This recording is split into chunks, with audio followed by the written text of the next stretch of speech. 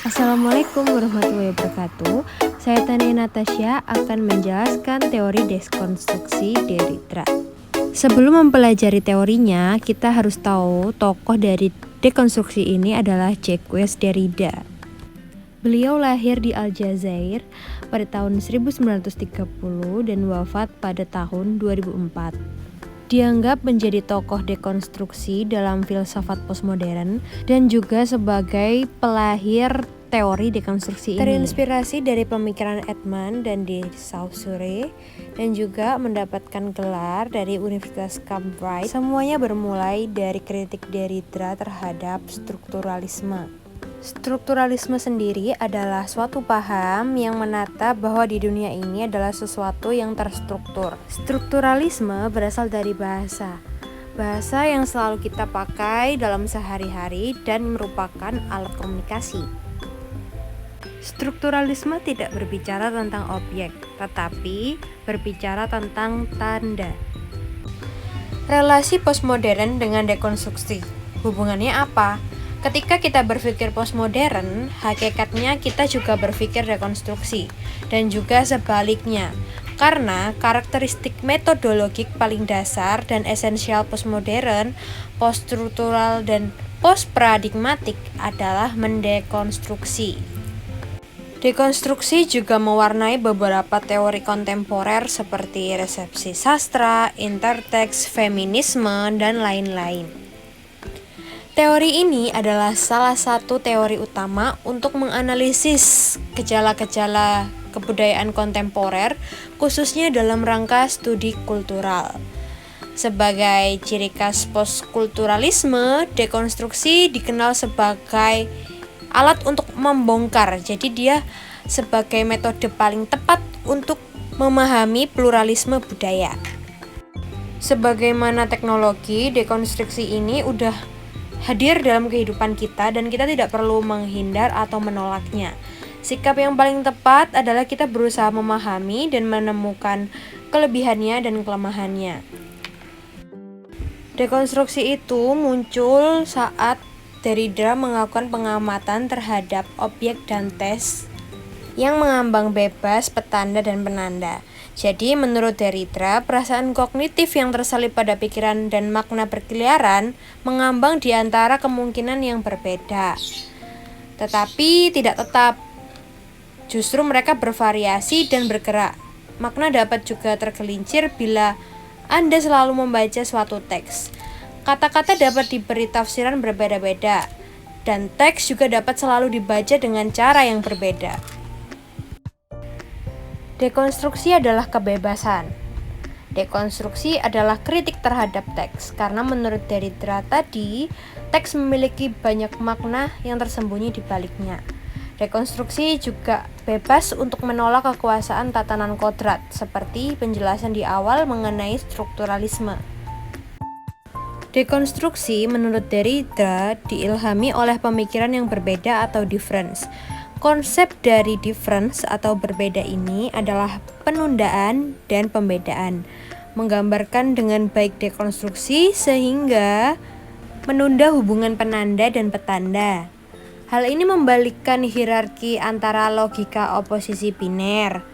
Makna teks dapat berubah dalam ruang dan waktu yang berbeda. Tapi dekonstruksi bisa juga ditunda. Ketika ditunda berarti memenuhi makna teks yang lebih sempurna. Jika kita tunda maknanya, otomatis akan berbeda. Contohnya saat kita membaca novel. Penundaan ini akan membuat perbedaan karena waktu bisa merubah pemaknaan kita terhadap sesuatu. Contohnya banyak sekali di sekeliling kita. Dekonstruksi menurut Derrida sangat sulit didefinisikan karena dekonstruksi menolak definisi, dan Derrida juga menghalangi pendefinisian ini karena mengakui bahwa dekonstruksi miliknya sangat sulit didefinisikan dengan kata-kata. Apalagi Derrida juga menghalangi pendefinisian ini, menegaskan bahwa dekonstruksi bukanlah sebuah metode pembacaan teks. Dalam sebuah teks selalu hadir anggapan-anggapan yang absolut. Anggapan-anggapan hadir sebagai jejak yang bisa dirunut pembentukannya dalam sejarah. Jadi melalui dekonstruksi ini kita dituntut kritis dalam melihat sebuah teks. Autoimunisasi merupakan pemikiran Derrida yang bernuansa dekonstruktif. Istilah ini muncul ketika Derrida mengulas peliknya relasi antara Amerika Serikat dengan gerilyawan Afghanistan atau Taliban atau Al-Qaeda.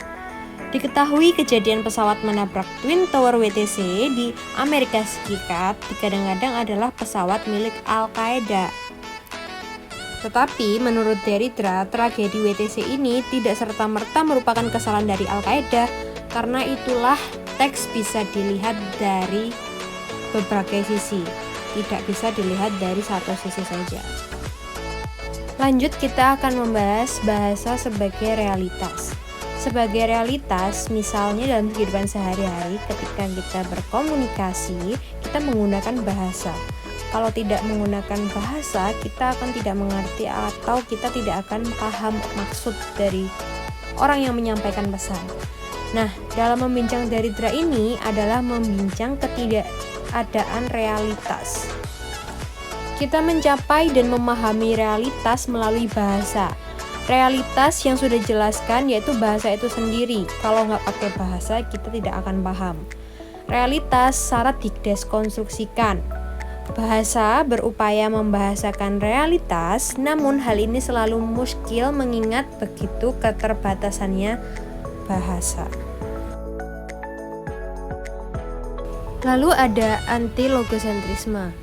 Logosentrisme sendiri artinya adalah paham yang meyakini bahwa makna, tafsir, pengetahuan atau pemahaman dapat diwariskan secara turun-temurun tanpa terkorupsi sama sekali.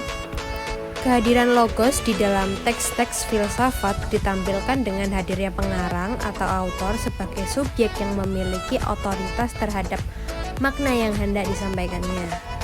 Kehadiran pengarang merupakan representasi dari logos dan itu disampaikan oleh Derrida sendiri yang dinamakan metafisika kehadiran. Nah, ini adalah contoh dari dekonstruksi dalam media yang biasanya kita lihat juga sehari-hari. Contohnya adalah iklan Thermolite Plus di televisi. Di dalam iklan ditunjukkan bahwa seorang wanita harus memiliki tubuh yang langsing agar disukai oleh pria. Dengan menggunakan Thermolite Plus, mereka akan mempunyai badan yang langsing sehingga bisa disukai oleh pria-pria. Padahal untuk disukai oleh pria, kita tidak perlu menjadi langsing. Di dunia nyata atau di kehidupan kita, banyak juga wanita yang memiliki badan yang lebih berisi dan juga disukai oleh pria. Lalu contoh yang lainnya adalah iklan makeup Clio dan Stray Kids. Stray Kids merupakan boyband asal Korea yang sedang happening banget saat ini. Jadi Clio menunjuk Stray Kids untuk menjadi bintang dari makeupnya, dan di dalam iklan ini menunjukkan bahwa ada pria maskulin yang gagah dan keren sedang memakai makeup untuk pertunjukan. Nah, sedangkan makeup identik dengan perempuan. Isu gender yang paling menarik adalah stereotip gender seperti maskulinitas. Padahal makeup juga bisa digunakan oleh pria atau laki-laki untuk menunjang dan mengoptimalkan penampilan saat ditampilkan di atas panggung. Contohnya saja boyband di Korea ini. Tidak hanya di Korea Selatan, di Amerika Serikat juga ketika seorang pria ingin menampilkan film seperti Daniel Radcliffe, ketika ia memerankan perannya sebagai Harry Potter, ia juga menggunakan makeup. Di Indonesia juga kita sering jumpai artis-artis papan atas seperti Raffi Ahmad, Ruben Onsu. Ketika ia tampil di televisi, dia juga menggunakan makeup. Tetapi stereotip gender yang terjadi menganggap pria yang memakai makeup itu bukan pria yang gagah dan bukan pria yang sesungguhnya. Masyarakatlah yang membuat stereotip ini sehingga banyak sekali pria yang enggan menggunakan bahkan atau membeli makeup. Padahal makeup sendiri bisa digunakan untuk menunjang penampilan atau untuk menutupi agar muka kita bisa terlihat sempurna di depan orang. Terima kasih.